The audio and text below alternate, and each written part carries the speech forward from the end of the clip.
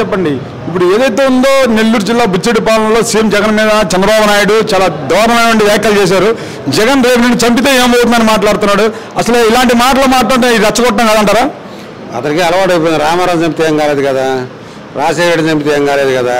అతనికి లాభం వచ్చి వీళ్ళు తెస్తే నష్టపోయేది ఎవరంటే ఎస్సీలు, బీసీలు, మైనార్టీలు వీళ్ళు నష్టపోతారు. అది వాడికేమో మూర్ఖత్వంగా మాట్లాడుతున్నాడు. వయసు భయపడింది, మైండ్ పనిచేయట్లా. వాడు కొడాలి నాని అన్నట్టు ఇది మెంటల్ హాస్పిటల్ తెంగాలి వీడిని. అప్పుడు కానీ మైండ్ ఫ్రెష్గా ఉండదు. కానీ ఇప్పుడు మూర్ఖత్వం అంటే ఏంటండి? అసలు ఇప్పుడు వాడు చూస్తే 14 సంవత్సరాలు ముఖ్యమంత్రిగా అయితే పనిచేస్తున్నాడు, 40 సంవత్సరాల రాజకీయ అనుభవం ఉంది. అసలు ఎలాంటి మాటలు మాట్లాడి అసలు ఎంతవరకు వాడు చూస్తే మొన్న రాళ్ళు పెట్టి కొట్టండి దున్నపోయినని మాట్లాడాడు కదా. అతను చూస్తే అతనికి భయం. ఆ భయం వల్ల ఏదేదో మాట్లాడుతూ ఉన్నాడు. అవన్నీ జనం చేస్తారు ఏదో ఒకటి. సస్తే వాడికే నష్టం, సస్తే జనాలకు నష్టం. అది మంచి నాయకుడు తెచ్చిపోతే పరిపాలన కుంటుపడిద్ది, అది జనాలు నష్టపోతారు. మరి అటు చూసినట్లయితే కూటమి అయితే ముగ్గురిది, మరి మేనిఫెస్టో వాళ్ళిద్దరు అంటారా? ఏదైతే ఉందో టీడీపీ జనసేన వాళ్ళిద్దరు మేనిఫెస్టో రిలీజ్ చేశారు. బీజేపీ రంగా ఉంది. అబ్బా ఎవరు దారి వాళ్ళదే. గోదావరి ఒకటిది, పెన్నా నది ఒకటిది, కృష్ణానది ఒకటిది. పవన్, మోడీ, చంద్రబాబు నాయుడు వాళ్ళకొక స్టాండర్డ్ ఏం లేదు. ఎవరి దారిలో వాళ్ళు పోతూ ఉన్నారు. కూటమి నిలవదు, సాగదు.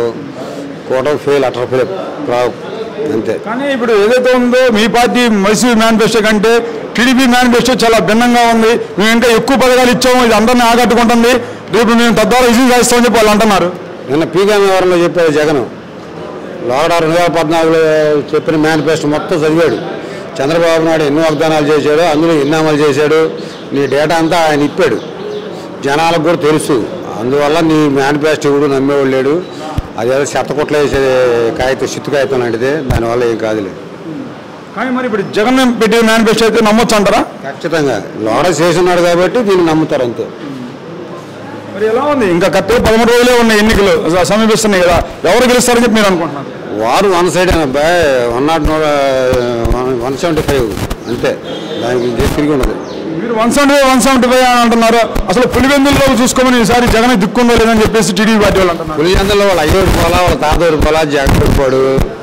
ఒప్పుకోవడం ఈ చంద్రబాబు నాయుడు గారిని, లేకపోతే లోకేష్ కూడా మంగళగిరిలో, లేదా పిఠాపురంలో జోపాల్ రాయని జరమను.